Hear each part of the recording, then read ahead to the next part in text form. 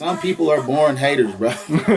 Nah, dead ass. I ain't doing no more trapping, no more none of that. You feel me? That's out the window. Some people can't help but hate. Like, no matter what. We doing business stuff. We opening businesses. We figuring out how to use credit. And I'm going to pass that information to the younger dudes that's coming up under me. And the streets is very uncertain. Like, you can have a week where you make $10,000. You can have a week where you make none. If you could give one piece of advice for someone watching this who ain't even got $100 right now, but they seeing that, what would that be? Man, go get some.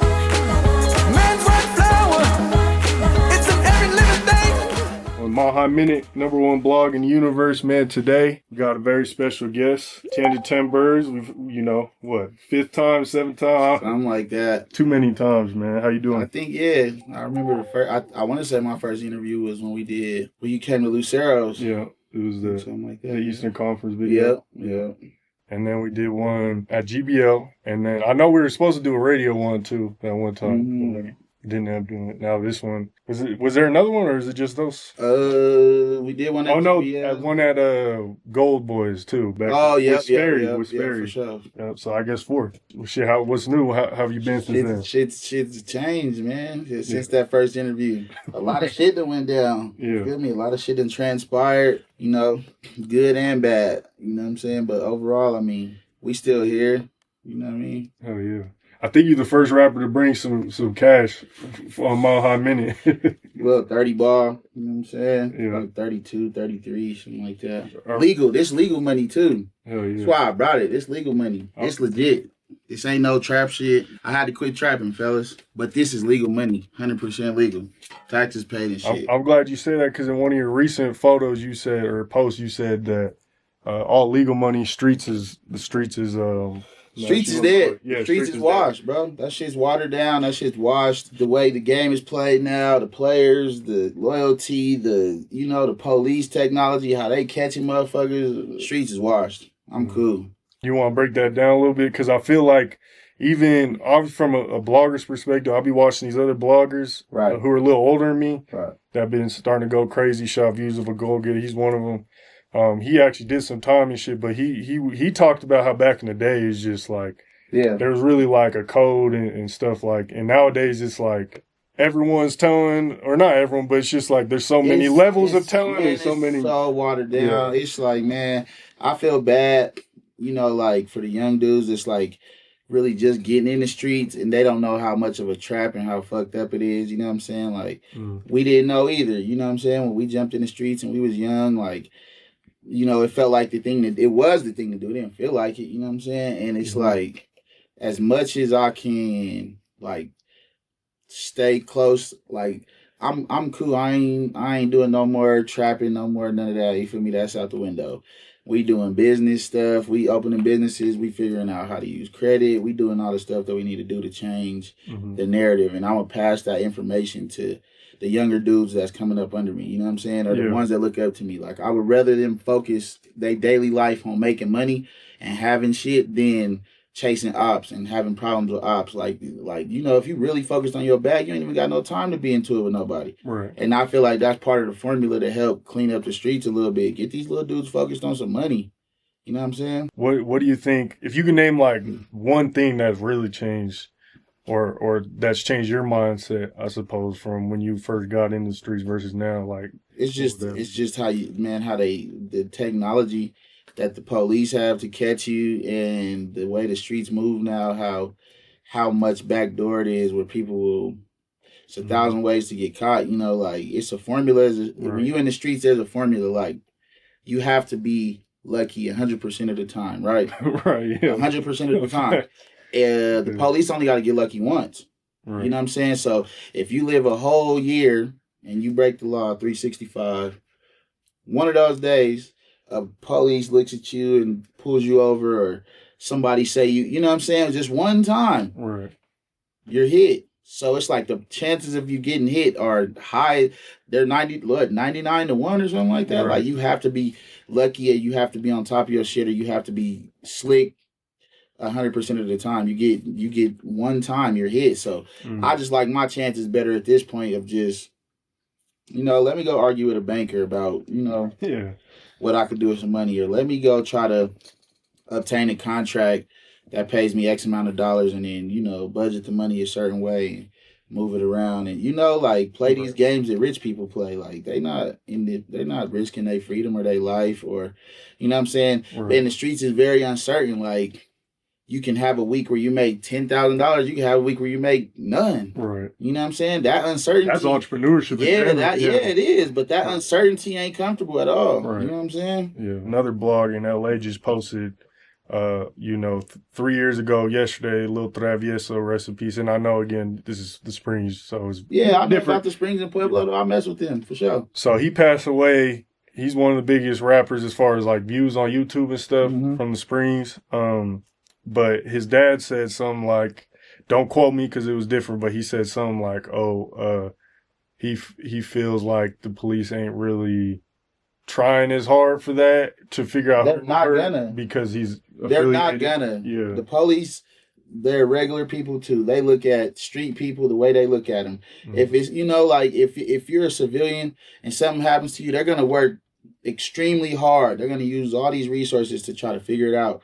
But if you're in the streets and something happens to you in the streets, and it's not just like something stupid or blatant that they can just, they don't care. You know what I'm saying? You're one less person they got to chase. You one less person they got to worry about. Like, they're not going to investigate it all hard. They're just not going to do that. Yeah, I think a lot of it depends, too, on where you're at when it happens. Like, when you look at FBG Duck, this Chicago.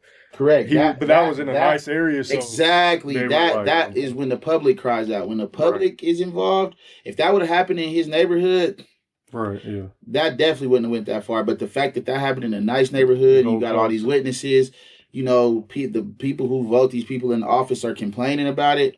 No, they're going to investigate that. They're going to push, you know what I'm saying? That's really why. But the police don't care about you if you're and they know who's in the streets. They know if you involved in the gangs, and it's not hard to figure out, you know what I'm saying? So, especially nowadays with the internet. Shit. Well, first question, you know, I feel like you want to get out the way is how does a federal bond work? Because you got out bond, a couple years ago? Or 2 years ago, about 2 years. And people always be in the comments. These people are stupid as fuck, bro. It's always fake pages. It's always people who ain't never had to fight a Fed case.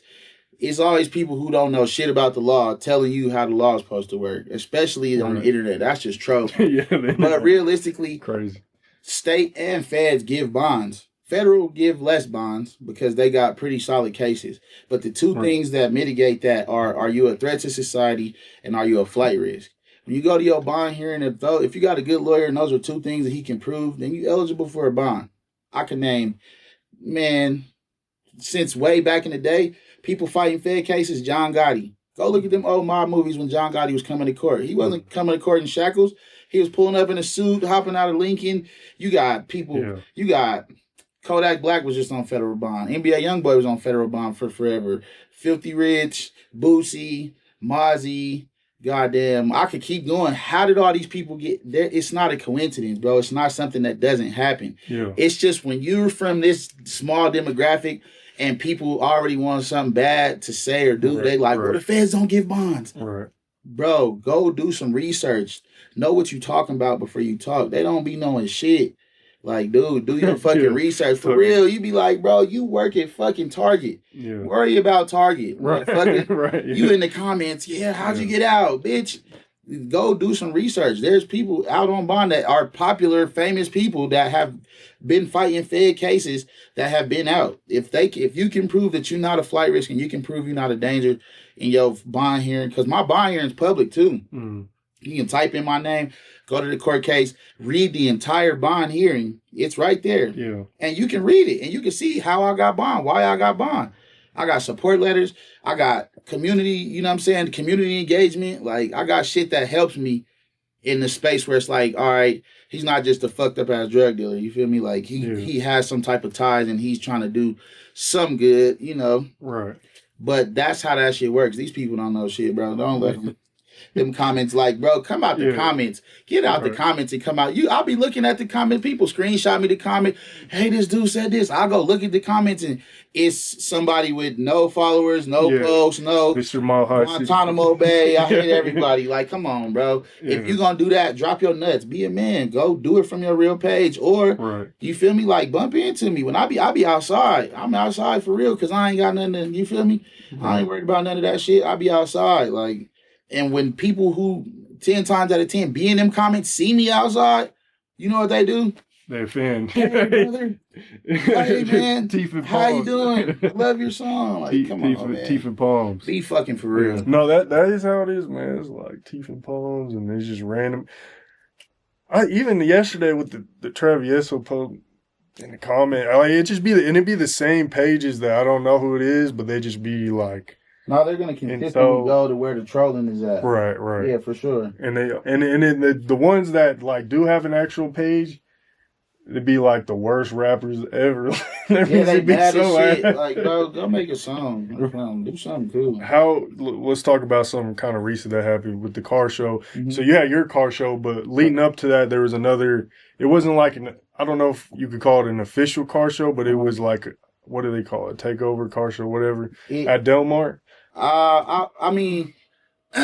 It was a car show. Yeah. You know, there's different types of car shows. It was people there that came to show their car and have fun for, you know, a birthday party. So, I mean, to me, like, he did good. Like, I feel like he did good. Like, that was his first time putting his face on the flyer for something that he loves to do. You know what I'm saying? And I feel like he had a good turnout, even though there's backlash from it. Right. Like, you know, you learn from this shit. Like, obviously, you know, I'm sure if he wants to do something else, he'll learn how to get permits and do certain shit. But because nobody wants the police calling them, nobody wants weird charges or, you know what I'm saying? The police took a lot of cars after that. They took a lot of cars on the back end. You know what I'm saying? They took a bunch of people's cars just for donuts and shit like that. Like, nobody wants to be that to be the back end of you just trying to have fun and enjoy yourself. You know what I'm saying? Yeah.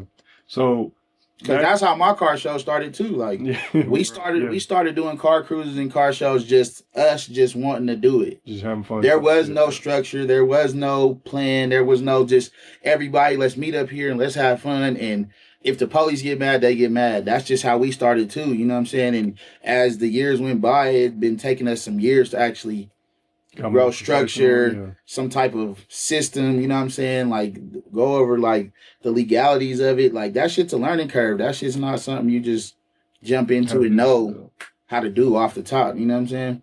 What happened after that is Danielle Jurinsky and Brother Jeff, it was a cool conversation, but they kind of went back and forth on Facebook a little bit about it. And, I mean, even the whole city really started to chime in and start going viral. But the reason I'm bringing that up is because you had your car show and I seen your post it was your post and you said that you had contacted Danielle to help with permits or how did that all go down? So Bob, shout out to Bob, you know, Bob's World. So Bob, he does JJ's Place. I believe Danielle probably owns JJ's or something like that. Yeah. And she's also tied into other venues that they're business partners, you know what I'm saying? So when I asked him about working at the Stampede, he's like, well, you know, I work with Danielle, you know what I'm saying? And, you know, she's catching a lot of heat right now because she was pissed that she was pissed that it wasn't done correctly. That was her biggest thing. Because I talked to her about it before we even got into business. You know, the first meeting, you know, we talked about it and she was just like, she wants those events in Aurora 100%, but she just wants them done correctly. You know what I'm saying? Right. And coming from where I come from, where we started off just doing it, however, like, I see both sides of the coin. You know what I'm saying? And her biggest thing was, like, obviously Aurora police, they'll do some, you know, they do shit. Like, they'll kill some shit. They're violent force, I feel like. You feel me? I mean, that could have went bad. That's pretty much what she was saying, is that could have went way bad with everything that went on that day. If it was permitted, the police couldn't have said shit. You know what I'm saying? They couldn't have done nothing. Right. They would have had to sit there and, you know, let people have fun. But since it wasn't permitted the right way, but it was a cool conversation. I don't think, you know, I think she gets a bad rap or whatever for being a racist and shit. She ain't racist. She cool. Right, yeah. But, you know, she's playing it by the book. You know what I'm saying? So when we were planning our car show there, she pretty much assisted in just making sure that all the legalities were covered. You know what I'm saying? So that we could sit there and have a car show. You know what I'm saying? Without worrying about if the police was going to pull up and kick us out, or if it was at capacity, or, you know, it was certain things that they needed us to do to make sure it was safe, which was the number one thing. Because truthfully, what we've been doing is 7-8 years. I've never hired security. Never. We just kind of go with the flow because people, it's a family thing. Like, kids are there. You know what I'm saying? Like, nobody, no, we're not thinking about no dangerous shit because it's a family-oriented thing. But in the day and age we living in, the climate we living in, anything is liable to happen. You know what I'm saying? So they made us have certain security up there, which was like the security that is like everybody's uncles. They real security, but everybody knows healing, and you know what I'm saying? Yeah. And we crossed the T's, we dotted the I's. We had a successful event that will go on every single year now at that same location, and it's gonna be something people look forward to. People get dressed for it. People, you know what I'm saying? Right. So we set a blueprint this year. Now we got all of our ducks in a row, and it'll just grow from there. You know, like next year we might be big enough to get some carnival rides, or you know what I'm saying? Like we got more structure and we know how to make it make sense now. Yeah. And that's dope because I think a couple years ago, I could be wrong, but I think you told me that there was a cruise and it got canceled or something. Oh yeah, Aurora, that's what I'm saying. Aurora canceled me. Yeah. Like people don't know what you got to go through. Like I had 1 year where we had did it. It was big. It was successful. It was fun. Right. The following year, we pulled up at the same Delmar Park, and the gang, Aurora gang unit, and the chief of police. It was a woman at the time. She pulled up. And they looking for the organizer. Who organized this? You know what I'm saying? They come find me. I'm talking to. She says that she is in support of it because it's all these different demographics of people in one spot, and it's different gangs and woo. But she was like, "You don't got no permits." She was like, "So I could shut this shit down right now, but I'm not because it's good for the community." She said, "And what I'm gonna do is when y'all leave, Aurora police is going to block the streets and escort y'all the fuck out of Aurora. Go take this shit to Denver." Cool. She said, "But next year, pull your permits." So fast forward to the next year, I pull the proper permits. I get the escorts paid for, everything. The day of the show, I get a random phone call. "Hey, this is the gang unit and the chief of police. Don't come to Aurora." I'm like, "What?" I'm like, "No, I got permits and I did all the right shit." Yeah. And they told me that they didn't care about the permits, that if I showed up to the park, I was going to jail and they was going to take my car. That's wild. And I pulled but this was a new shit. It was an interim chief because the chief who gave me the fair warning, she got fired or something like that. And in the following year, there's a new chief, and him and the gang unit, they called me and said, "Do not come to Delmar Park. You're not allowed there." And I told them I pulled permits. I told them I got escorts. And they said no. They said, "We don't give a fuck about none of that. Yeah. If you come up here, we're going to take you to jail and we're going to take your car." And low key, just for the culture, I was going to go still and go to jail. Because it's not that, I was thinking, I was the only thing that the reason why I didn't just stand on business about it is because I was on parole at the time. Yeah. So I'm like, they'd probably pull my parole. But more so than that, I was like, they're going to take my car. Yeah. And I got a car in Aurora impound, been there for damn near a year. They'll keep your shit. So I was just like, I ain't tripping. Y'all could take me for a couple days. I'll bond out. Yeah. But y'all going to take my car and never let it bond out. So I was like, fuck it. We moved it to City Park that year. We still had a successful event. We still had a fun event. No violence. We've been, 2018 and now? We ain't had no violence, no problems, no shootouts, no nothing. It's a family fun thing, you know what I'm saying? It's culture for Denver, so everybody kind of protects it and polices it themselves. Like, having the police at event isn't better than actually having, like real uncles and dads and OGs and shit out there with the young people that they know and love, and making sure, hey, you know what I'm saying? Watch it, don't do it. Yeah. That's the best security you can have. Yeah, I actually just interviewed Danielle too. That's gonna be coming out soon. But I do think this social media be giving a bad rep. Like once you actually have a conversation with her, like she's actually pretty chill. Yeah. But I also, like you said, I see the other perspective too. Because I was mad too when I first seen her. I'm mad too. I'm like, who is this lady? Like, who the fuck is she? Like, she, and I'm just like standing up for car culture. I'm like, all they trying to do is have fun. You know what I'm saying? They just, and I'm just trying to like make it make sense to me. Like, why is this lady so mad about this car show? You know what I'm saying? And then when you talk to her, she's on the other side of the fence where they worried about Aurora's budget and certain shit they got to spend, and that's just the lane that you got to be hella grown to even think about. I don't think about the government's budget to fix streets and shit. It's not my concern. You feel me? I don't care about that type of shit. Like we just trying to burn rubber and have fun. Let's have fun, Yeah. But you live and you learn and you see different sides of it. How do you feel like you've impacted the hip hop scene out here? I feel like I helped a lot. Go look at music video quality. Go look at how people was dressing. Go look at how they was marketing themselves. Go look at how they was branding themselves. I self-taught myself, and then I passed along game to so many artists in this city. A lot of them I probably never get credit for, but there have been so many times where they call my phone, hey, who can do my cover art? Yeah. What's a good videographer? What studio should I go to? Right. How should I try to, you know what I'm saying? These are, and I ain't never gatekeep. I always answer questions. I always pick up, if I got an answer for you, a plug for you, I ain't hide my plugs, none of that. Yeah. Like, you can go back and, like, there's people that, like, they popping now. They got they shine now. They got they look, you know what I'm saying? And if you go look before I got out, like, go look at them. Go peep they swag. Go look how they dressed.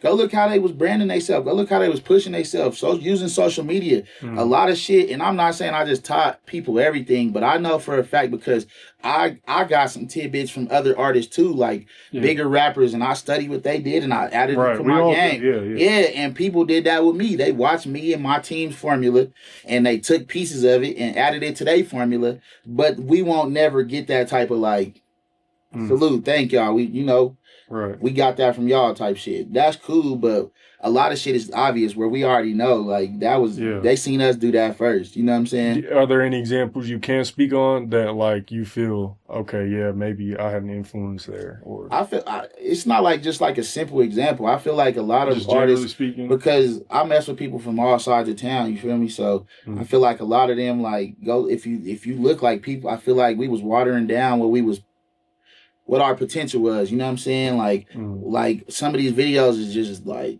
bro, it's dry as hell. You feel me? Like I done shot videos with videographers and I'm not dropping that. That's not a good look. You feel me? Like sometimes even if you pay for it or it was free, like sometimes you just gotta say that don't look good. Like be honest with you, be honest with them. Like, you know what I'm saying? Like I'll be standing on business about the quality of shit. I want this shit to look, I want these other cities and towns to look at my shit and respect it. You feel me? And I feel like I came into the game with that mindset and independent by myself. You feel me? Ain't nobody putting no money into Bird Gang. Nobody called. A lot of the vets, I do got vets that fuck with us though and show love. Young Doe, Ike, Tone, always look out. You feel me? We got OGs that have called me and laced me with some game. You feel me? Like I'm gonna give them their flowers because that's what you feel me. But a lot of the other ones they just kind of watch to see like, are you gonna figure it out or you gonna fall, you gonna fumble, you feel me? I peeped that shit, like, but and I don't even hold it against them. I ain't mad at them, you know what I'm saying? Because at the end of the day, it's kind of it's people looking at it as a sport, so they thinking like I don't want to sauce him too much. He might take off and be bigger than me or better than me. I ain't never had that mentality when it came to music or when it came to business or streets or anything like that. I want everybody to win. I want everybody to eat. You feel me? If I got a chance or some game I can give you. You know, man, I'm telling you, ask these people who design clothes and stitch clothes or goddamn your number. I done forwarded your shit so people could get on Mile High Minute or, you know what I'm saying, get they shine. I ain't never hid none of that. You feel me? And the influence is there for sure. Like, I made people go get dressed. No, I made people want to go get a cool ass car. Make me feel like I didn't dress up enough today. Man, I'm just saying. You supposed to though. Yeah, I'm like I feel like I pushed that envelope. Now people is more caught on to it, and there's people that was before me that put that shit on and did their part. But I feel like I did my part in that same will to make the city progress and put pressure on people. Don't come mediocre. Don't drop no mediocre ass song. Don't come dressed mediocre. Don't, you know what I'm saying? Don't let these visuals be sloppy. brand yourself. You're a brand. You know, I push that issue about being a brand. I'm a brand myself. Right. My team, we are a brand. You feel me? And a lot of people didn't carry themselves like that. They didn't think. I don't think they looked at it like that. One thing I respect about you is I agree. Is I feel like you always have like. I mean, you gotten into your shit or whatever with people that be hating or whatever. But, like, generally, you be showing love. Like, you really be showing hella love to, like, anyone who's a heavy hitter in the city. I'm going to show love. Yeah. That's why I be tripping so hard when it be some type of beef. Because naturally, I'm just, like, a positive person. I'm a cool-ass dude. So, if there's some beef, I take it overboard because I don't believe in. Yeah. I'm like, he's hating. He's tripping. You feel me? I don't believe in that, so I just take it too far at that point because I know where my character is. Yeah. So if we into it about some petty shit, fuck it, let's war. Yeah. Let's go all out. But my general character is let's be cool. Let's make some money. But once I see you ain't on that and you like some people are born haters, bro. Dead ass. Some people can't help but hate. Like no matter what, they can have more money than you. They can have more views and streams. I usually they don't be having shit though. They don't. Bro. I'm telling you, bro. It's people that have a lot of shit too that will look at somebody else and be pissed. And they, you know what I'm saying? It's like. I feel like personally people are born haters. Like, bro, your grandpa is a hater, you a hater, your son gonna be a hater. When your kid have a kid, your grandkid gonna be a hater. Y'all come from a line of haters. You feel me? Like that's how I feel. You born like that. It's hard for you to just not be a hater one day. Like somehow, some way, you gonna find a way to something negative about what somebody else got going on. You know what I'm saying? Well, I feel like you'll voice your opinion from from a blogging perspective. But, like, with the bloggers, you just be cool. Like, yeah, you may not 100% agree with everything, but, like, even if you don't agree, you still gonna, like, show love and I don't agree with a lot of shit. Yeah. I don't agree with a lot of shit, but so what? Right. It's my opinion. It's not, you feel me? Right. My opinion's not the golden standard. Like nobody, You feel me? People forget that. They think, like, you drop a list and it says, like... And that's it. Like everybody looks at that like, oh shit. Like, no, bro, it's still you got your own lane, you got your own accomplishments. If you really working and you know what you're doing, and a list can only do so much for you. It ain't like motherfucking you drop that list and all them people got booked. Right. You feel me? It's not like you dropped the list and now they all making feature money. Right. Or labels are calling. You feel me? Like it's some type of notary. It's a conversation. Yeah, you get some type of like praise and a appreciation, pat on the back. Yeah. But realistically though, like that list you still got to get out here and make it happen. Right. Yeah. You feel me? That shit's if anything should motivate the public. The public has like a short attention span, bro. That shit's in one ear and out the other. Right. You on that top. You number one on that list. 2 weeks later, the people don't even talk about the list. Like, right. It's not that serious. You feel me? Okay. Speaking of which. I know you brought up like Doe and Ike. Yeah. My bad. Who and Kate and Tone and like who are some of if you had a Mount Rushmore of like Colorado hip hop goats, unbiased, who would that be? Is this like a generational thing? Yeah, like all time, all time. Yeah, going back to like the 80s, 90s. That's a fucked up question. That's hard. That's just like that list we was just talking about. Now, if I don't say somebody's on Mount Rushmore, tomorrow when they see this interview, they gonna bro, what the fuck? I'm supposed to be, you feel me? Right. But I feel like K-Tone and Doe and like, you like, to me, like, you really can't. MNLD? Like, that label, obviously, that was like, our beginning, as far back as I can remember. I know there's stuff before that, but like a real, like, label, like, oh shit, like they pull up together, they, you know what I'm saying, they got shirts, they got chains, like they pushing that issue, going like, out of state, they're connected with other labels out of town and shit, like they were that, you feel me? So like obviously that camp, you can't really steer yourself away from that camp without, that's just being for real. Then I mean, in this generation, I don't really want to name none of them. Like, we still working. Yeah. Okay. We still working. I feel like we still working, but obviously there's some names that just are synonymous with Colorado rap. You know what I'm saying? Like Trev and AP, you can't like mention our town without mentioning them. You know what I'm saying? Like we got shit where people are in the process of like becoming that. You feel me? Like they're on their way. Trefonc. Yeah. Young Funk, like, you know what I'm saying, C-Face, like they everybody's working and getting in them spaces. But you know, like a lot of us, we done did a hell of a lot of jail time. You know what I'm saying? Yeah. So a lot of time while like, you know, you got your Trevs and your APs and they've been building and they've been working and they've been a lot of that shit where we missed out. Right. So like we trying to like build and come behind, you feel me? So it's like it's just different strokes, you feel me? But like I feel like, you know, our city got some shit in it, you know what I'm saying? And like we got people that are becoming GOATs, you know what I'm saying? And like it's hard to mention like Denver without certain artists, you feel me? Right. Like even like it's like I really listen to 100 Rag 6. Like that's my dog, but I really listen to his music just because I can feel it. You feel me? Yeah. And I know like on some branding yourself and pushing a line and like merch, you know, standing tall for a whole section. You feel me? Like he did his part for that. You feel me? Even if he ain't pushing the line right now, like that's stamped in the history books. You know what I'm saying? So it's hard. It's hard to know halftime move. You can't leave no halftime out the conversation because they came basically like as the next big label after MNLD. Yeah, like after MNLD kind of, you know, they went to jail and they started doing different shit and like then you had that no halftime time where they had their turn. You know what I'm saying? Trail at that time. Yeah. You had East Real.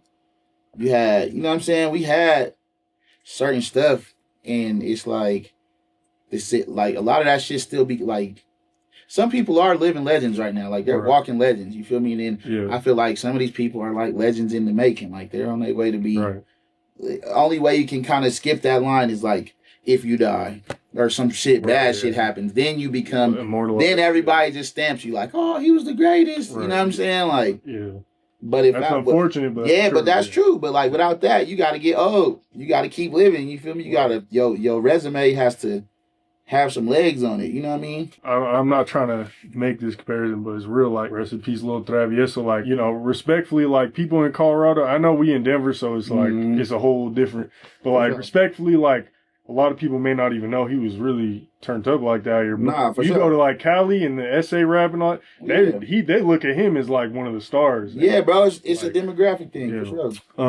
And you know, obviously rest in peace. And he was only 19 when he passed. So that's just crazy. Yeah. What cars do you own? Man, I don't even know.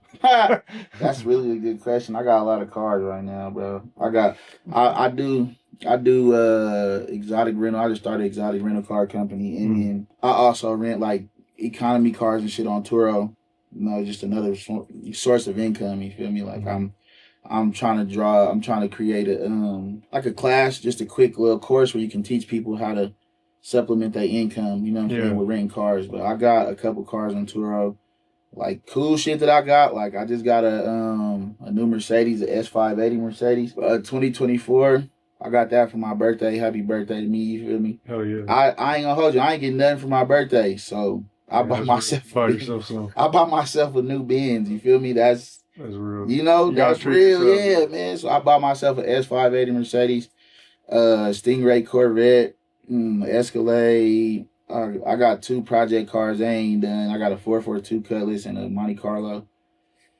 They under construction. They ain't nothing to, you feel me? That was the kind of the sucky part about the car show. Everybody like, where your old school? Like, I ain't ready. You feel me? You ain't gonna pull it out. If like I'll pull my shit out if it's just like cool. Like it ain't gotta be all the way show, but them shits is getting motors. Even my Challenger, I almost forgot about my Challenger. I love my Challenger. Yeah. That shit's under construction too. Like you feel me? Them shits is getting built up. But I do got a few cars. I even be forgetting. I got a '67 Cadillac. I got some shit. What's the most you've spent on a car? The Escalade V is like 160, and the S63 or the S580 is like around the same. How, if you could give like a brief 1 to 2 minute breakdown of like how to run a car service or a rental car service? Man, truthfully, Turo is just your best friend if you just want to make a couple extra dollars. You find a car, newer model car, lower mileage. Take some clean pictures, make a Turo account, upload it. The cars, it's like, it's passive income. It pays for itself. It pays for itself. Especially if you buy it and you own it.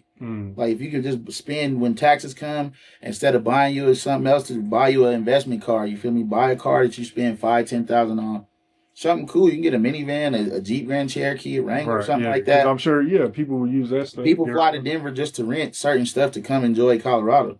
So you can get just a basic Wrangler, rent it out, you know what I'm saying, let it make you money every month, and that's passive income while you still working your job or whatever your real, you know what I'm saying, that's passive income. That's what, like, my Escalade got rented for a month one time, and I feel like that was the best time that I ever felt just real passive income, because I'm like, no matter what, let's say if I don't get out of bed all month, if I just decide to not do shit, on the first of the month, when that truck comes back, I'm guaranteed money and I own it, so I don't got to spend it. The only thing I got to pay is insurance. I don't got no payment or nothing, so that shit hits different.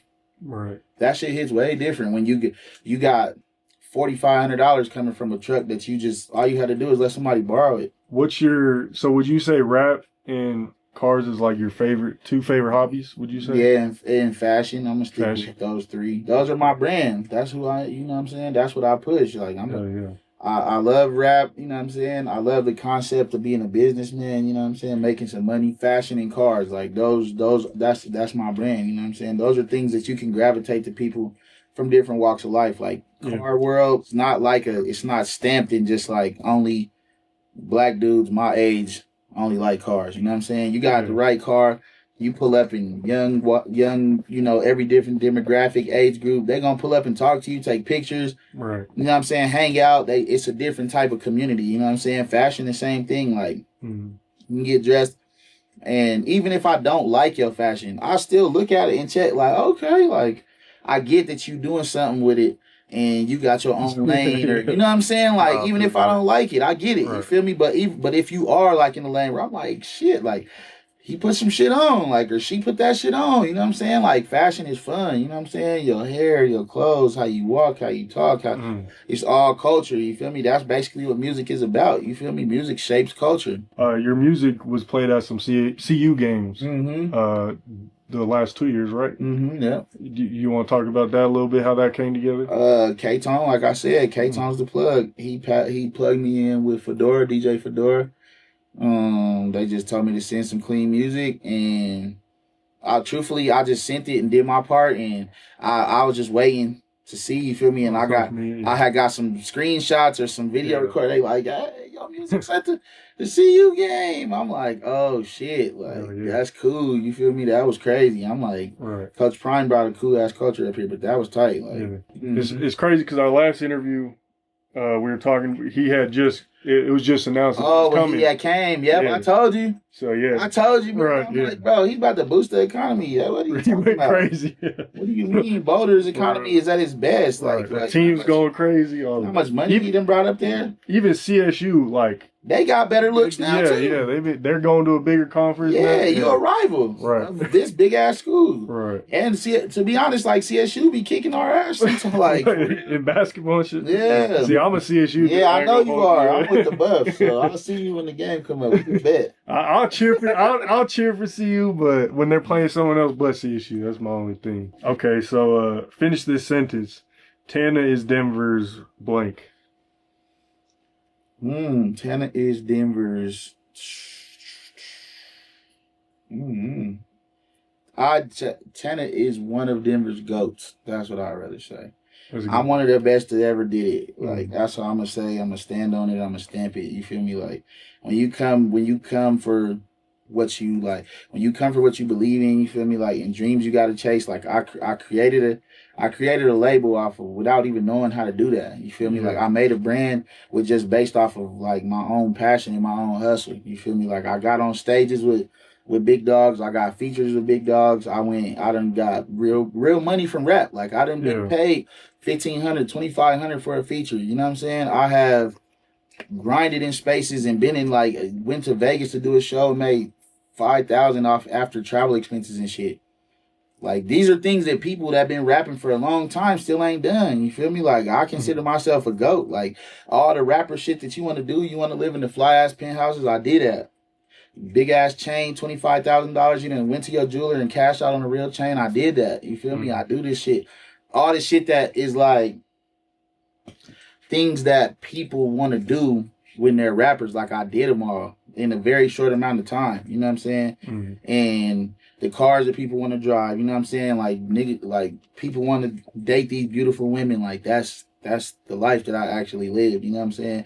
When it comes to numbers, you know what I'm saying? Like I done sold 10,000 shirts with my logo on it. You feel me? Like that's a big deal. Yeah. You know what I'm saying? Like that's a crazy number. You know what I'm saying? You start figuring out like, God damn, I done sold all these units and like you don't got no self. Like it be times where you need to be humble, but then it be times where you just gotta pop your shit too. You gotta tell these people like, bro, like I done did some shit that y'all still haven't done. You know what I'm saying? Like me and the car culture of Denver have came together and pushed and created a real car show, like these out of town car shows where everybody's excited to come to. Everybody's really building it takes a year to build the car by itself. Right. You feel me? Like people went into the garage right after this. That was June 14th. People went right to the garage. Get ready for next year. Right. Like, you know what I'm saying? So it's like sometimes you gotta pop your shit, and it's just like even when it comes to like money, like when it comes to money, like when we talking about rappers in Denver, like a lot of them can't fuck with me.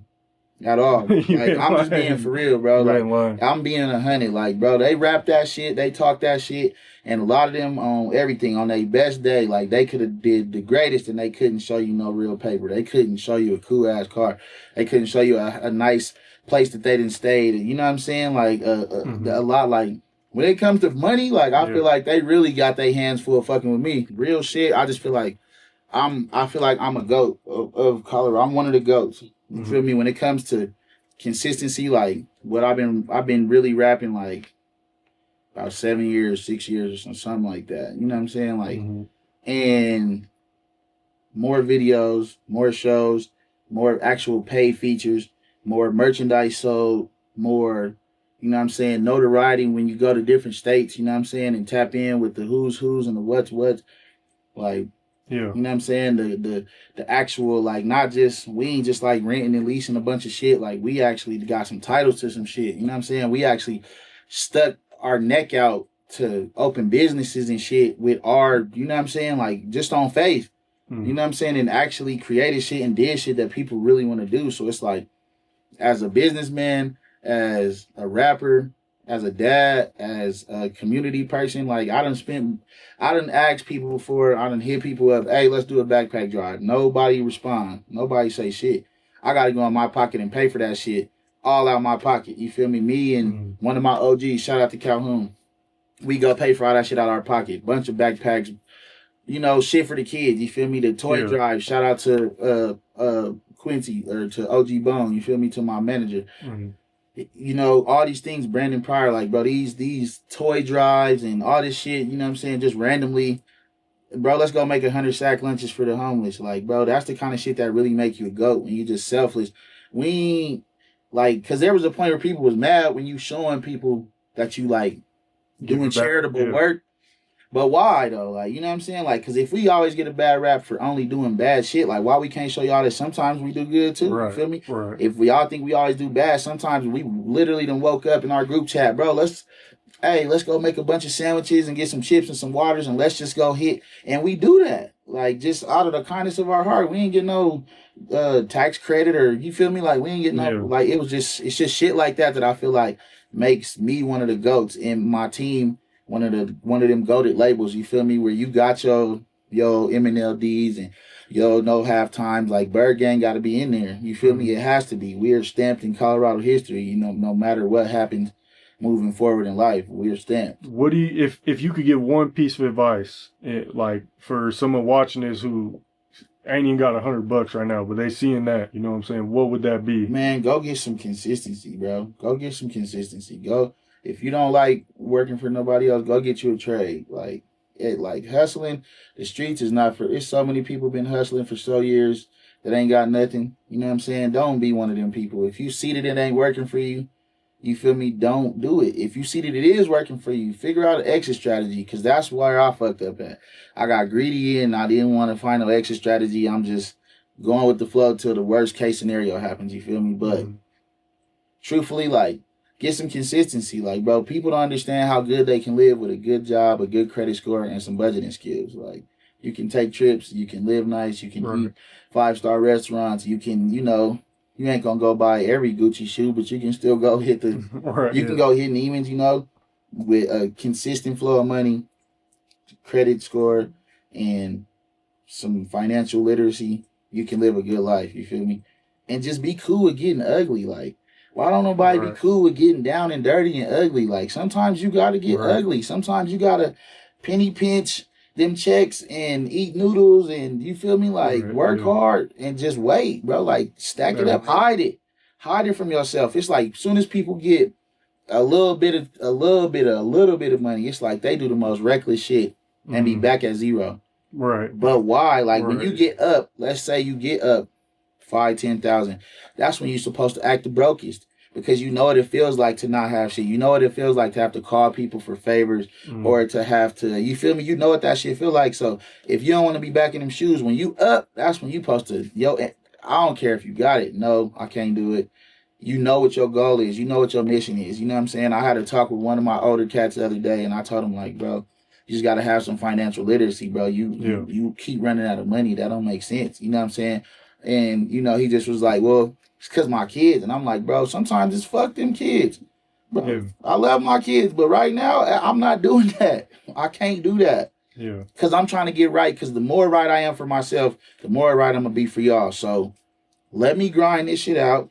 Let me make my money. Once I get in that position, it ain't no long time. You can do 60-day run, 90-day run of nothing but really standing on business. Overtime shifts, side hustles, shit you don't want to do. You know how many people, I done had people turn me down and not want to do shit and not have no money. Like, hey, bro, you want to come work and do this? No, I ain't got. I'm like, but you don't got no money. Right. You got to get in a space where you don't say no. You know what I'm saying? Motherfucker ain't actually, crazy shit. Right. You get an opportunity to make some money and you in that grind mode, but it don't matter. It don't matter. I'm going to get it. I ain't got no pride or none of that. I got to get on the bus. If I got to walk, people got to get in that space to get ugly. Can't find no excuses. No, grind it out. Go get that shit. You feel me? And put it up. And then once you get, you feel me? Like, you can reward yourself a little bit, but somewhere along the line, if you one of them people that just can't get it, you got to bite down. You have to bite down. I don't want to do shit. I don't want to go kick it. I don't want to drink. I don't want to party. I don't want to go to places I can't afford. I want to eat noodles and I want to go to work. I want to eat sandwiches and chips, and I want to go to work, and I want to go home and go to sleep and put my money up. That's what mode you got to get in. You feel me? You have to. And you do that for 60 days, 90 days. Look what position you're going to be in. But even then, once you get them shit put it up and go back and do it again. What about, so there was a Texas car show, and 5 Coloradoans got top 50 there. Shout out to the fellas. They went and kicked some ass. Was that... Because I'm not really tuned into the car show. Was that pretty dope? Like, was that crazy to see? Or is that... They went out there and did some crazy shit. Like, shout out to Mike P. That's why I said he like the Hustler of the Year for Colorado. He made all the car shows. You feel me? He made all the out-of-state ones. You know what I'm saying? The Rick Rosses, you know what I'm saying? He went down there, he did his thing. And as far as the Texas Whip Fest, like, the 5 cars that went, like, there's really like 20 probably good cars in that circle, maybe more that could go. Like, that's the same circle that, I do my car shows with. Like, we all grew up like together type shit, like building cars and you know what I'm saying? Like, we didn't have fallouts and fights and all types of crazy shit, you feel me? But like, our car culture is something that we all believe in and we all love, you feel me? And a lot of us got sons and shit. Like, I feel like more important than us, we want to pass that shit down to them. You know what I'm saying? We want the kids to know that we gonna build up something so that it can be a Texas Whip Fest in Denver. You know what I'm saying? It can be, you know what I'm saying, Midwest Fest or G-Body Fest. Them festivals are crazy. They're huge. ASEMA, Denver can have that because of the hard work and the dedication that we doing as a community.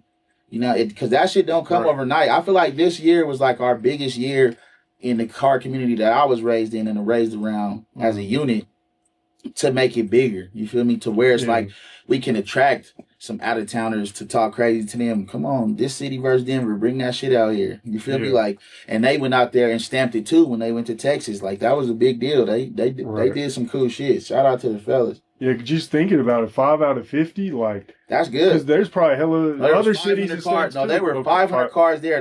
They were in the top 50 out of 500. No, that's good. That's good as fuck. No, and them cars in Texas are not bullshit. They're not. They got motor. They got listen. They're not bullshitting. But yeah, shout out. Let me see. It was Gio, Trey, Mike P, Dyrell, and Cody. Hell yeah. And Chris. That's the people that went out there and was out there fucking around and kicking ass. I mean, everybody had a team, you feel me? They had the rest of the team and shit out there, but like, that's who was there. The 5 cars that went, and then the other car that was there, the Red Chevelle, that's all our people. Man, I wanted to go so bad, you don't understand. Even Rick Ross, I was just sitting there just on my phone, like, oh my God, like that shit was cool. Rick Ross was there? The real Rick or the No, the Rick Ross car show. Okay. Yeah. Sauce Walker went viral for talking about the Milwaukee scene and how they've been popping recently with the Fairy Girl, and then before he was talking about, the Chicken Peas, Certified Trappers, Steve the Stoner, and I couldn't do nothing but like just the way he was describing it. He was talking about how like, before this girl that came out with the Fairy song, there was all this that was going on building up to that. And it just made me think about Denver hip-hop and like how, whenever that moment comes, that becomes mainstream or whatever, it'll make me think about like all the artists like you and, for sure. That kind of helped really build up the scene. Yeah, because for motherfuckers to take it off, for sure. Did you see that clip or do you want me to pull it up real quick? No, I know what you're talking about. Yeah, no, I can see that 100%. There's people right now. That's why I hope everybody that's like engaged and been doing their hard work is really tapped in on the business side, so that when the shit does hit the fan, like you get your credits in certain spaces. You know what I'm saying? I know a lot of people put their pen and shit. A lot of people, that they get their credits, because I can see that too. Like, I'm looking at Milwaukee. I'm like, damn, that's like another Detroit. Right. Like real shit. Like that Versus a couple years ago, and they were popping, but they weren't that popping yet. Nah, but they still had a better support system. No, they did. And God, they did. I looked at the numbers like when me and Chicken P was versus each other. Looking at the numbers like, bro, what the fuck? Right. Yeah. But then I looked. I'm like, God damn, he got way more followers, way more engagement. Right. Like the people in his city are actually like. You know what I'm saying? Don't get me wrong. Denver was riding for me. Right. No, I had one of the better comment sections on that. Some of them, hey, bro, that Milwaukee shit was crazy. Some of them comment sections was, woo. Yeah. Them bitches was spicy. They was talking crazy to the homies. Yeah. They was talking crazy to the Denver artists. Hey, you're trash. I'm like, hey, bro, you posted mine. I'm like, man. No, they love. I'm like, I said my song. I'm like, the song he posted is cool. I'm like, man, don't let these people get on here and do me. They didn't though. They really did. They showed me love. Shit, On God, they showed me love. They was fucking with me. They like, nah, like he cool. They like more so. Somebody there was a few like, why? It was Chinatown Run was one of them because he be doing hella views, but he's known internationally. Right. Not necessarily out here. So I could have read the room a little better on that. Yeah. It was. Yeah, I'm just like, man, listen. Just get in my comment section and show some love. And I ran into one of them dudes that was talking shit in the comment section too in Aurora Mall. Really? Like out here? Yeah, in Denver. On God, he's from Milwaukee, but he was in the comment section. He said I was like Charles Barkley. Or somebody put this is what they say, this is Jordan and Kobe or some shit. And he was like, man, this is Jordan and Charles Barkley. I'm like, nigga, hey, I'm like, bro. I couldn't get LeBron. He like, nah, you can get LeBron. You ain't that bad. I'm just talking shit. And then I seen him in the mall one day, and he's like, man, you look familiar. Did you do that shit with Chicken P? I'm like, yeah. He like, oh, shit. I was in the comments talking shit. I'm like, was you? He said, yeah, I called you Charles Barkley. I'm like, dude, what the fuck? What's up with you? He like, nah, man, we just love chicken. You good? Right. We like your music, but we just love Chicken P, bro. Like, yeah, I get it, bro. You got your cult following. Right, yeah. Mm-hmm. Since you've been involved with the scene, how do you feel like it's kind of evolved over the years? Because in my opinion, I feel like it was kind of going crazy, and I feel like it's kind of slowed down a little bit. Yeah. Like, but I can see it pick it back up. Like, what's your opinion right now? Like, what needs to happen to get to that, like, next level? You know what I'm saying? I feel like the shit Shawn Cotton posted the other day just about manipulating the internet and using the internet. We don't really use the internet like that. Like, I'm just not getting in a space where I'm learning how to just do shit. Like, I pranked my sister the other day. Like, I'm doing shit where I'm just gotta post shit for engagement, but also you gotta get it placed in the same place. Like, you gotta put it somewhere people can see the shit. You know what I'm saying? Like he said, go do a skit and get slapped at the mall by your baby mama. Right. Have a blogger posted, Milwaukee rapper gets slapped by his baby mama. Like, I'm like, okay, that makes sense. It's social media manipulation. Like, bro, you gotta use this internet shit to your advantage. So I'm like, I think we just don't use it enough to our advantage. Agree. I think we just think a lot of us is just like drop a music video, right? You know, give it a little promo. It's gonna take off, or the right person's gonna see it, or you know, you'll catch a good fan base if you like, which could happen. You know, a lot of people take off. They do songs and the shit could just take off out of nowhere, you know what I'm saying? But, you know, consistently fucking with the internet, like, you got to manipulate this internet shit. You got to use it to your advantage, and I feel like we ain't mastered that yet. I agree. We got it, because it ain't just about music nowadays, you know what I'm saying? These people want to know what you like to eat. They want to know who you be tripping with. They want to know, you know, where you from, you feel me? They want to know what you going through. They want to know. So we just got to get better at, you know, using the internet just to, you feel me? Get that engagement, because people gonna tap in. I agree. I feel like when he said that, it went over a lot of people's heads. I feel like a lot of people took that as, oh, you got a cap. It's like, nah, he's not saying that. He's not saying He's saying, yo, you got to be entertaining. You got to like, and turn your real life situations into entertainment. Right. That's rappers make a little bit of money. Entertainers make a whole lot. Right. You know what I'm saying? The difference between like your regular artist who raps and a nigga like DaBaby. Like, you know what I'm saying? Like, DaBaby's an entertainer, bro. That nigga's he's not, like, the nigga rap his ass off, but outside of rap, like, people are interested in who he is outside of music, what he got going on. Yeah. Even just his drama shit, when he be kicking some ass, you feel me? In the mall. Yeah, bro. When he kicks ass, people like that shit, bro. I know about that. I know about that type of engagement, bro. Every time I get into a beef and I hop online and go live, bro, my numbers are way crazy, bro. I could go live and giving out toys or doing some cool shit. People don't couple viewers, couple 50, 60, you feel me? Let me go live, and I'm like, bitch, where you at? What's up? People like that shit, you feel me? You got a couple hundred people just tuning in, dropping comments. Like, every time I try to stay away from that type of shit. I try to, you know, but some shit you just got to engage in. Some shit is just, you know what I'm saying? You got a show with Young Buck coming up? Yep. Oh, shit, this Saturday, yep. I got a show with Young Buck, Glasses Malone. Yep, a couple people. Yep, another car show. That's tough. Mm-hmm. And Chops, I seen Chops. Oh, yep, I was going to get him on my car show. I was trying to get him on there, you feel me? With the Mexican flag? Yeah, yep. He got the Chrysler 300. Yeah. He been having that car, though. Yeah, I seen him on Instagram a few years ago with that Chrysler. But, I was trying to get him on the show. Like, I respect it, you know what I mean? He got his own perspectives on business. I got my own, and we went back and forth just because I wanted to bring, you know, like I said, I'm trying to bring all these different crowds. I wanted to let him perform and bring his crowd. And then by the time that we finally came to an agreement, it was too late. All my slots was filled. Yeah. But, you know, shout out to him, too, though. You know what I'm saying? He knows how to manipulate the internet, for sure. For sure he did. For sure he did. He definitely did. Okay.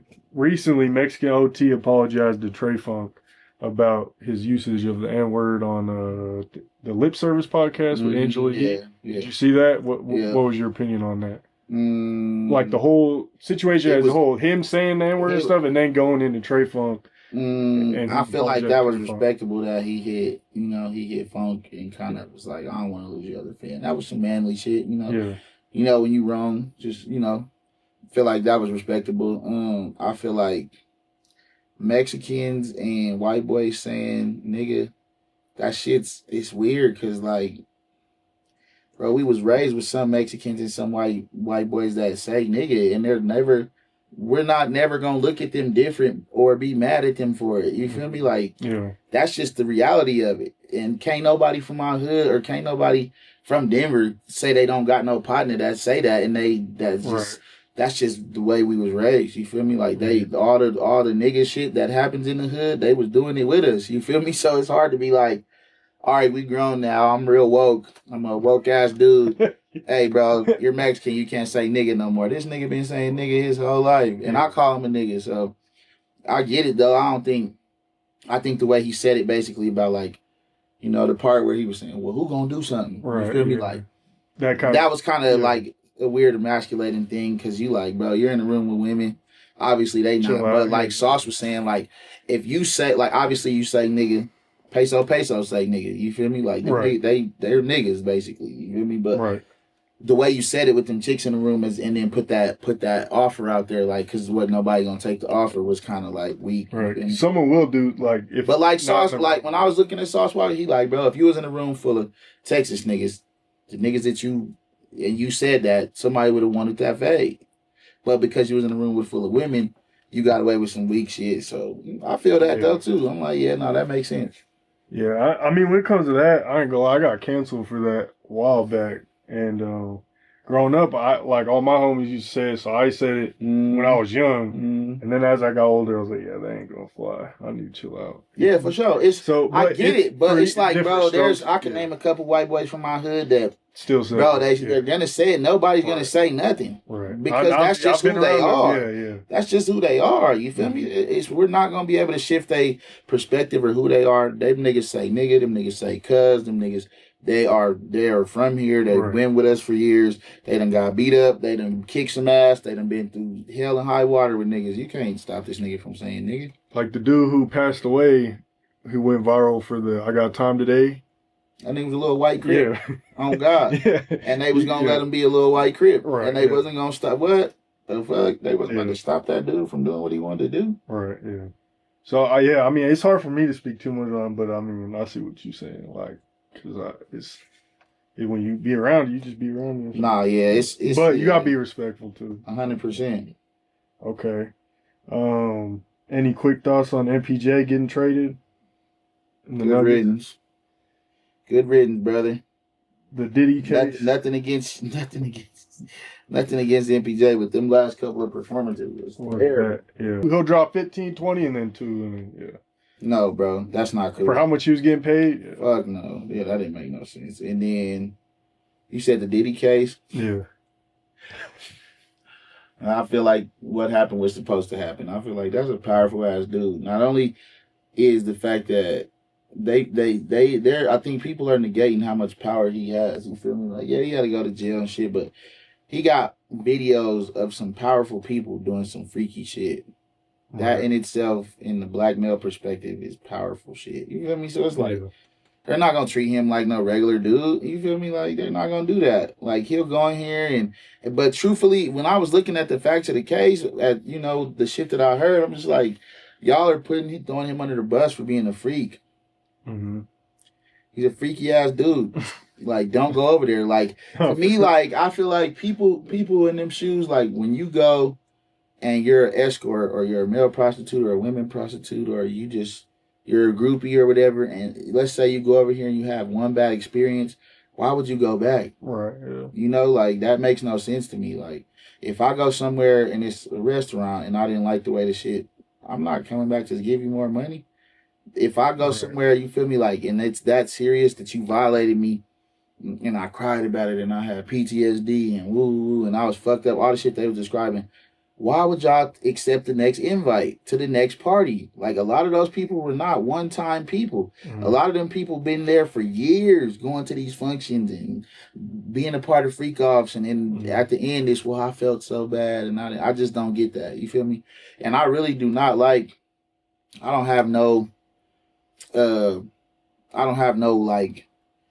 like sex offenders and child rape.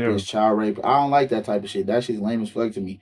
But what I'm looking at in that is this is a dude with money and power, and he's offering it to y'all to do freaky shit, and y'all are agreeing. You feel me? Like, y'all are agreeing, and not only are y'all agreeing, y'all are coming back. Y'all are accepting his money. Y'all taking the money and letting him do whatever he wants to you. That's not necessarily just his fault. That's your fault too as an adult. You feel me? True, yeah. You're choosing to take this money and let him do whatever he wants to you. Like, if you don't want that done to you, then don't go over there. Right. You know what I'm saying? That's valid. I think, just the damage it did to him, like his image and business wise, that alone, But something, he will never be broke. That's true. Yeah, that's true. Call it what you want. That dude's not finna be. He's not finna be at mother working no regular job. You know what I'm saying? 9 to 5, trying to figure it out. No, he's rich as he's at the point of being rich that he can invest his money in the shit quietly and nobody would ever know, and he can still be richer than he is now. He's not a dummy in business, and he ain't fuck with him for financial crimes. All that money's still in that account. You feel me? He gave Cassie $30 million. Like it was nothing. Here, just you feel me? Like Diddy's never gonna be broke again. His image can be tarnished, but the world we live in, bro, I'm telling you, like, you'd be surprised at how much people can come back from. You remember when Chris Brown beat Rihanna? I'm just, I real though. That as an example. You remember when he did that? How the world looked at him? Like, bro, they talked bad. They looked like he was done. Like he was never gonna make no more money. Like he was, and those same people are lining up to do $1,000, $1,500, $3,000 meet and greets where he could pick them up, and you feel me? Like you'd be surprised what you could come back from. Like. And Diddy's not a dummy with business. I wouldn't be surprised if he made some type of, if he wants to make a comeback. What is he? He ain't been like pushing out music and shit. Like, you know what I'm saying? Like, I don't know, but I just know he's never gonna be broke. That's what I do know. That's real. So as far as your case, your situation, are you like facing a certain amount of years or? Yeah, I'm going to prison in about 10, 12 days, something like that. Yeah. So the way that the feds work, you know, to educate people, is there's a guideline schedule. So your guideline is your severity of your crime plus your criminal history. They meet at a point, and at the point that they meet is pretty much where you're sentenced at. The only relief that you're given is that when you plead guilty, they drop you down 2 levels. Just for the simple fact that you pled guilty. That's the only relief you're going to get. So, you know, where my points meet, I plead guilty, I drop down 2 levels, and then the judge has discretion from there. They can give you more, they can give you less, they can, you feel me? The federal judge, they got all types of, whatever they want to do is, you feel me? You just go in there with your support letters, and you go in there, you know, speak for yourself, and come out, hopefully the best, but...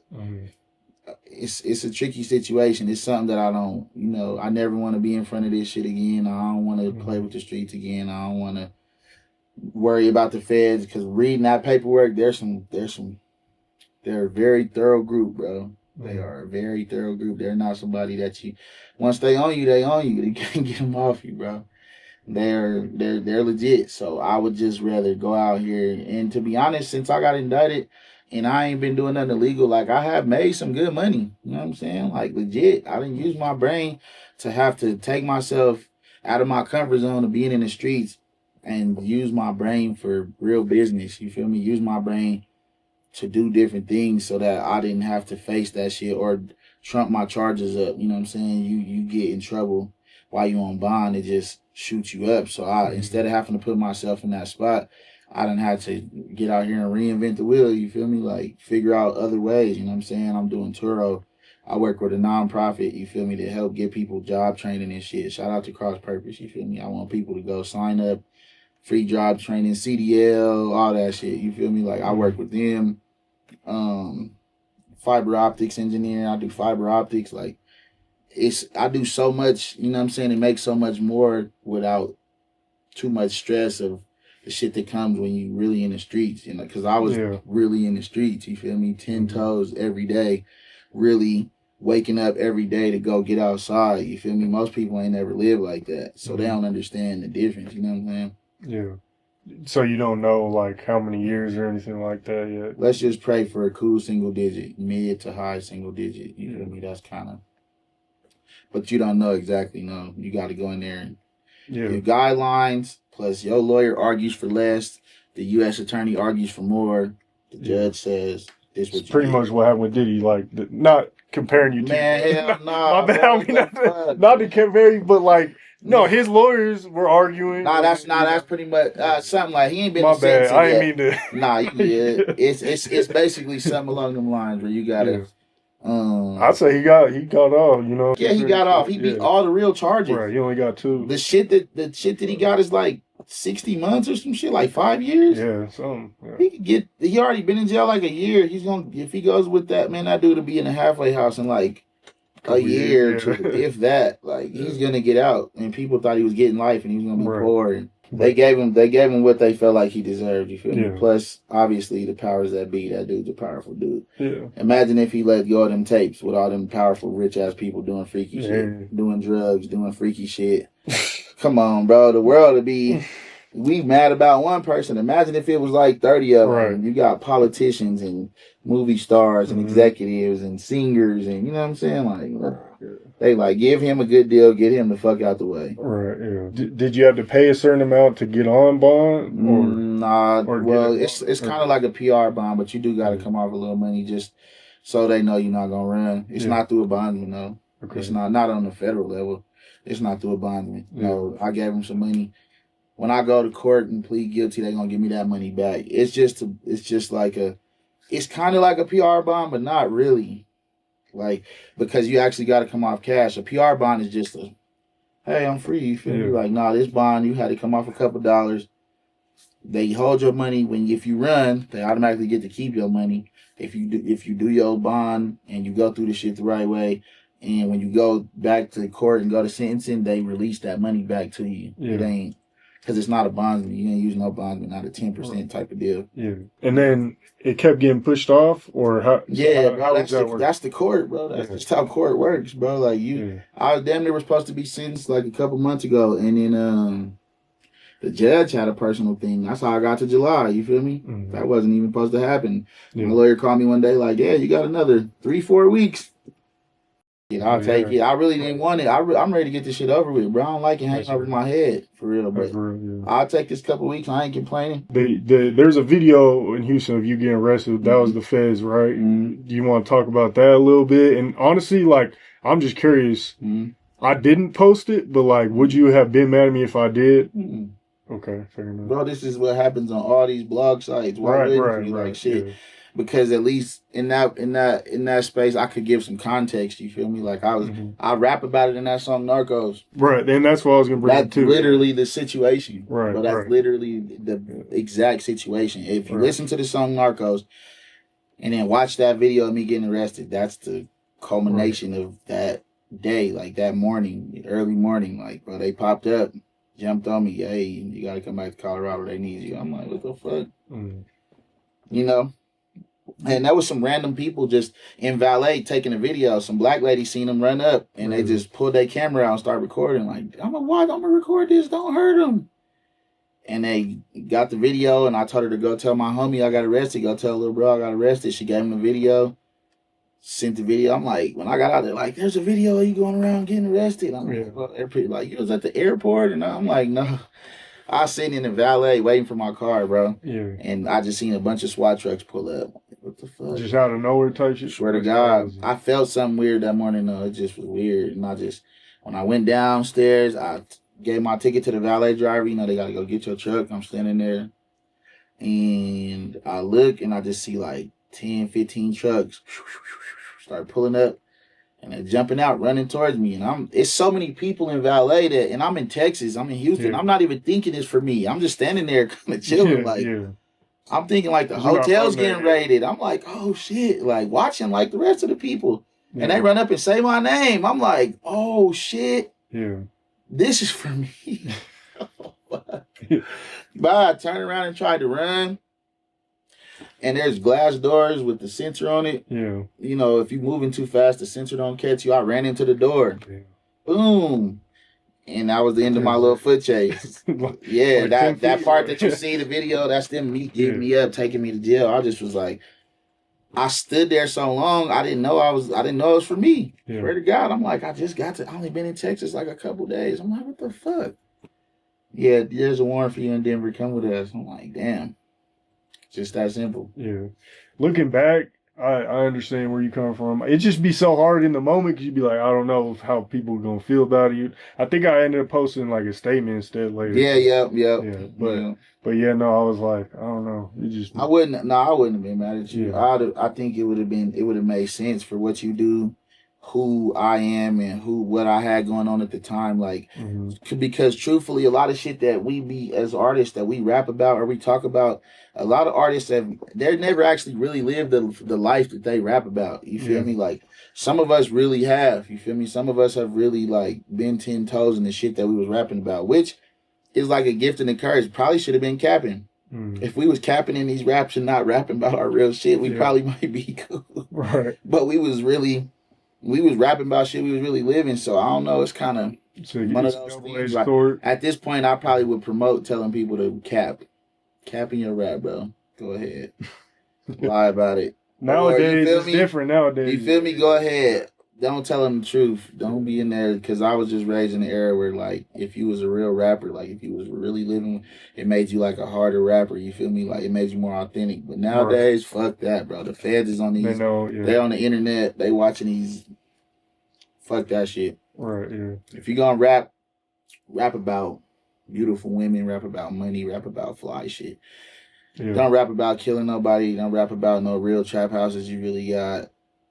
Please, to all the young dudes, don't do it, bro. They gonna get you. They gonna come get you. I think what I've realized and what I've learned is when I first started, it was more, okay, like, this is dope. Like, highlighting this is dope. But then I've learned that you kind of got to highlight the other side of things as well. You do. And the reality of it. Because why you think, you see how they do Young Boy, and when they post all these dudes, Lil Durk, like, they ain't hesitate to post Durk at all when he got arrested. How he got arrested. Right. All the shit going on. Oh, you real. Okay. I'm going to ask you this because I feel like this is something everyone's always wanted me to ask. You know what I'm saying? There's an ESPN article with your name in it. Do you want to speak on that article or anything? I know that's old, but I mean, to be real with you, it's like, shit, bro. That case changed a lot of lives. You feel me? Yeah. It changed my life. It changed my cousin's life. Free Willie Clark, you feel me? He got some good appeal shit coming up real soon. You know, like, and pretty much the perjury shit just came just because we ain't do nothing. You feel me? Like, we ain't do nothing. We ain't, you know, at the end of the day, like, you know, I feel like my cousin's in there unjustified. You feel me? So us going to jail for pretty much, you feel me, just letting people know, like, we didn't do shit. We don't know shit. We ain't do shit. And that's where perjury comes from. They like, well, you know, like, y'all lied because they're saying that their evidence says that otherwise. You feel me? Their evidence or witnesses or whatever is saying otherwise. And, you know, me and my bro and my people, we letting people know we didn't do nothing wrong that night. You feel me? We didn't do nothing wrong. That's pretty much it. Okay. I feel like you've been one of our first interviews. You had brought up the ESPN article, but I feel like me as a more experienced journalist now, I feel like I kind of have to ask, you know. And then, do you have any thoughts on? I asked, you know, Porky, Porky from No Halftime as well. I asked him about the fire in Park Hill. He gave his perspective on that. Do you remember that? I do. It was a crazy time. I ain't gonna speak too much on just every action of it, but that fire changed a lot as far as gang culture in the streets. You feel me? Like, it made shit more intense. It made shit more dangerous. It made shit more personal. It made shit more. You feel me? It made shit bad. It definitely. You feel me? It definitely made some shit different. The climate in the streets for gang members and gang culture. People who was outside, it changed drastically from that, you know. A lot of people went to jail. A couple people died from that whole incident, you know. But it is what it is, you feel me? Like, the streets are the streets. Gang culture is gang culture, you know what I'm saying? Going back and forth. That's what you sign up for when you jump out there. You know, certain shit can happen. That shit didn't happen to people's houses.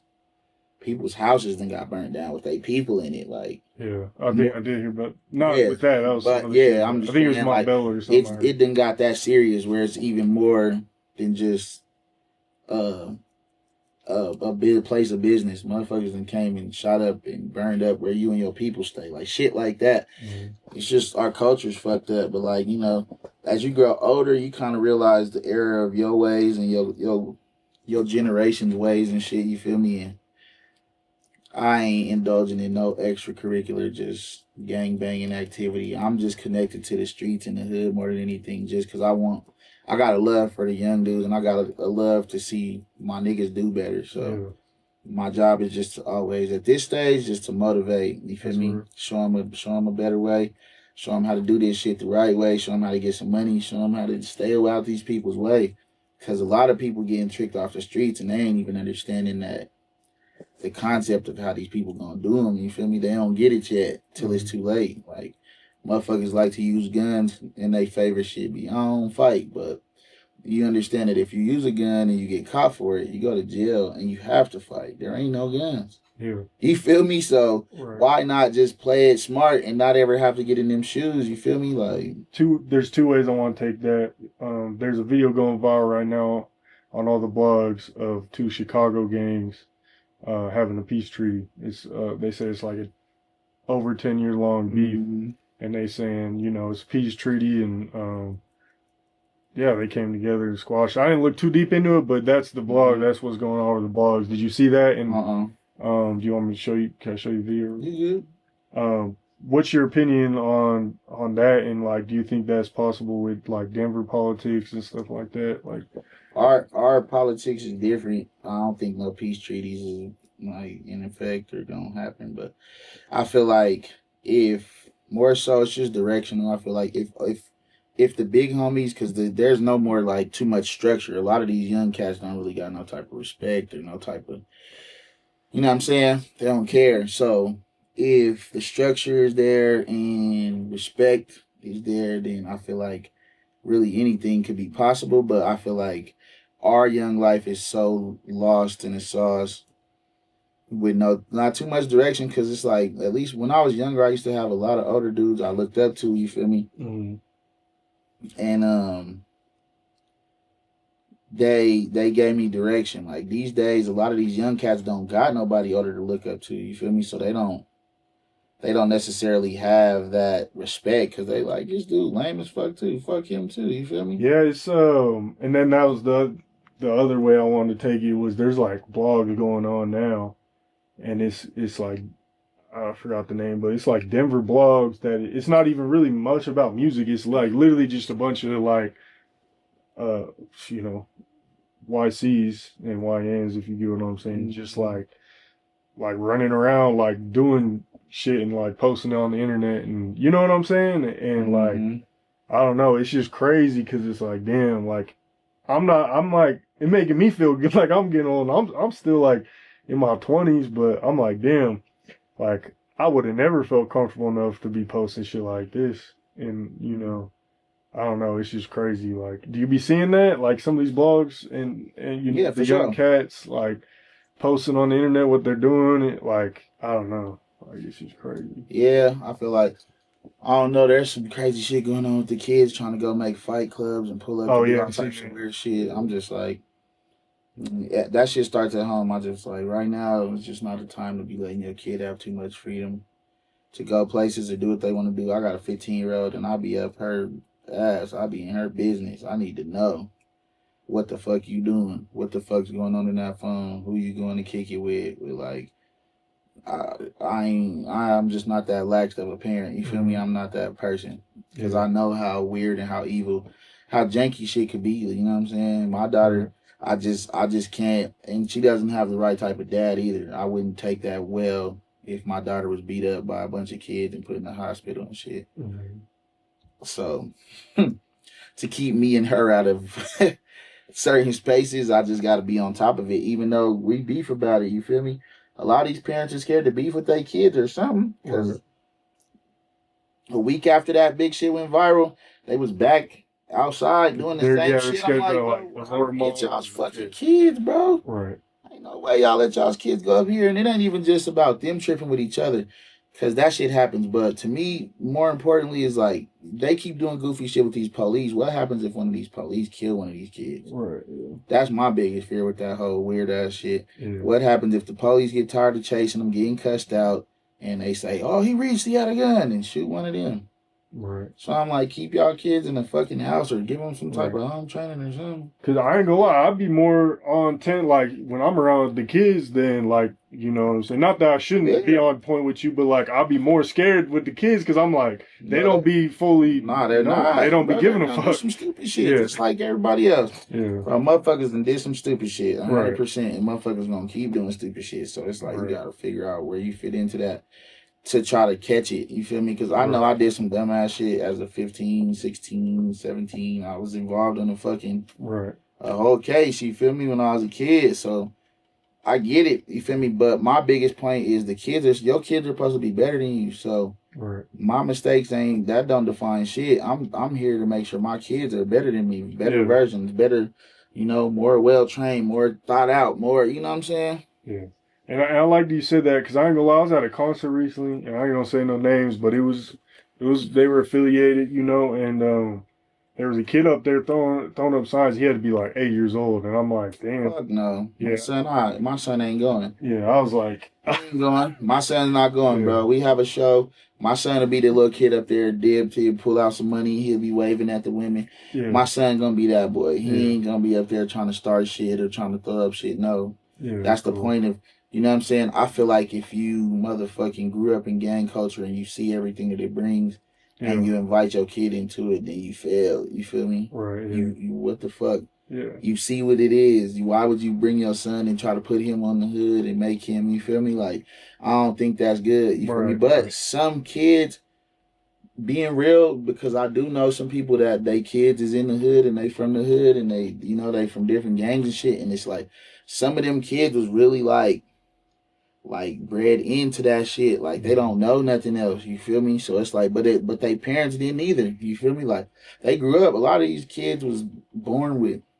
They kids was kids when they had them. You feel me? So like you can't shake that off of a kid. You feel me? You can't take that, make him not love gang culture or love this or that's because that's and what there are he knows. positives to it too. Yeah, that's what he knows. But nah, I'm on my son's ass, bro. He better go be a nerd. He can go be a fly dude. He could be all types of shit. He can't be no gang member though. I don't give a fuck.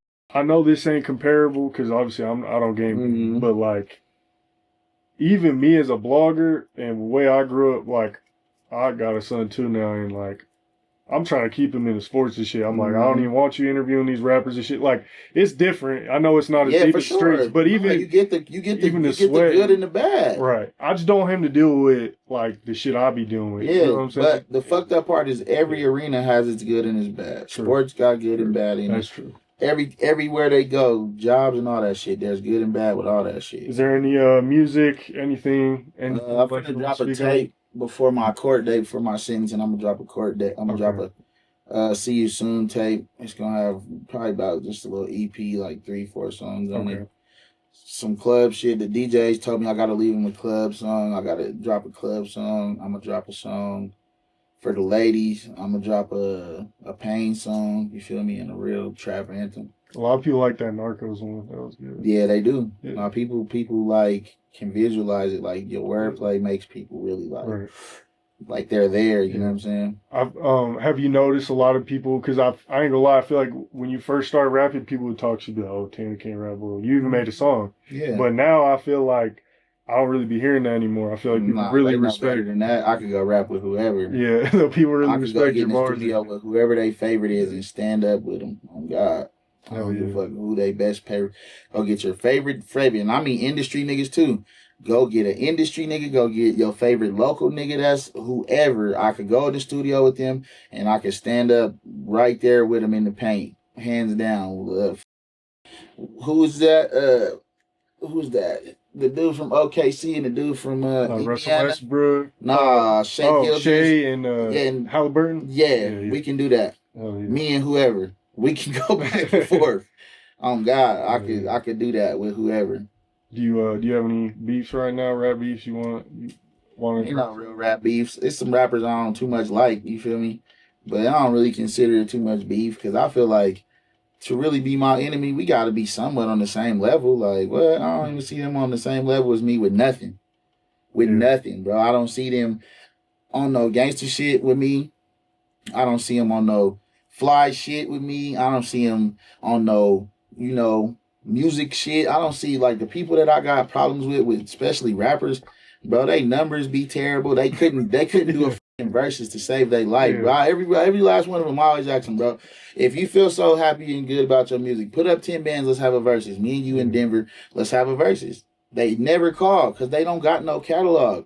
You can't go on YouTube and just do the simplest thing. Go pull up a bunch of videos. We can let's do a video battle.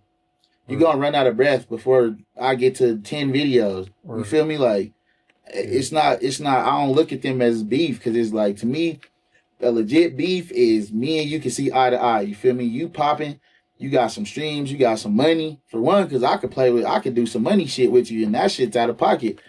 Motherfucker, I be having too much fun with this shit. Like, bro, you ain't even got no type of, what? Like, man, listen, bro. When I get in that competitive spirit in space where I get to talking shit about you, have your shit together. You feel me? Because I'm a pop it. And that's why I don't do it. Because I'll be like, bro, it almost be seeming like I'm on some bully shit sometime. And I don't be. I never do, bro. I be responding to shit. Right. I'm responding. But I'm just, once I respond and I start digging and I keep digging and I keep going, now you look stupid. Yeah. You feel me? But the rappers that have made any type of song or type of mention on the internet, man, y'all. Y'all niggas, get y'all shit up, bro. Get y'all shit together. Get some more songs. Get some more videos. Get some fucking shows. Get paid for a feature, motherfucker. Like, niggas ain't got paid. How are y'all rappers and don't nobody pay y'all to rap? I can't consider you. I can't consider you beef. You feel me? Nah, I don't consider that beef. No. Oh. Okay, I did want to ask this too though, because low key I'll be in the gym and I see a song, I'm like, oh yeah, I'm trying to listen to that by you, but then it won't let it play. Do you like have you with the beats or something or like? Nah, I switched. What's them shits called? Distribution. I went from DistroKid to United Masters. Okay. And some of the songs I was on DistroKid, like they won't let me upload it to. I'm in between shifting the two, so. I just got to get my shit right so I can get it all on one space because DistroKid, I just didn't like that shit. It wasn't. It's way more. I feel like United Masters. I probably got a little check on here right now. Please do, because I'll be in the gym trying to listen to that, and I'm like, damn. Yeah, man. I'll be having chicks come up to me like, I can't hear that. No, I'll fuck with your music. I think it gets me motivated and shit. Narcos is good for like a little slower, you know what I'm saying? But the rest of you, I'll be definitely in the gym listening to it in my car and shit. Trying For sure. But yeah, I think that just about does it. You got any final thoughts, last minute things you want to speak on? Nah, shit, man. I just want to encourage the youth to get money, bro. Get some money, bro. Yeah. Promise you your life gonna be better. I promise you. Once you focus on just paper, like you can have the cute girlfriend, you can take trips, you can ride clean, you can live good, do it how you want to do. Like, bro, if these young dudes could really focus on a bag more than anything, than any type of option shit, you feel me? And like, a lot of how they was raised is their fault. Like, it's the older dude's fault. Like, a lot of them is scared to have a conversation with somebody they don't like. Right. But truthfully, a lot of that shit can be solved with a conversation. Like, bro. Most of it, I'd say. Yeah. I swear, talk to him. If you don't like this dude that much, if it ain't nothing crazy, like he ain't killed your best friend or y'all just don't like each other. Y'all like the same chick or y'all. It's always over. It's always some stupid shit. But you know what I'm saying? Like, y'all could chop it up and go live life still. Like, bro, conversate, talk. You feel me?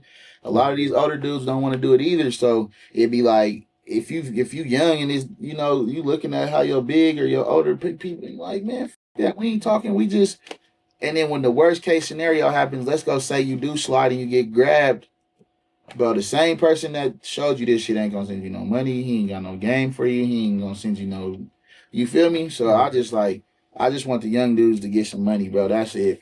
That's what I'm here for. I'm here to motivate the streets. I'm here to motivate the people that want to go go get some money, be an entrepreneur, and not have to work for nobody. But even if you work for somebody, bro, that's not bad. Nothing wrong with that. Definitely better than being a bum. 100%. Go work for somebody instead of just sitting around looking dumb. You feel me?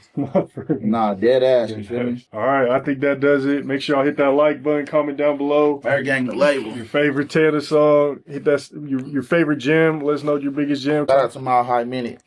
I'll do that shit door every time I jig in Boulder. Mile High Minute, Blogging Universe. We out. Appreciate you. Oh, shit.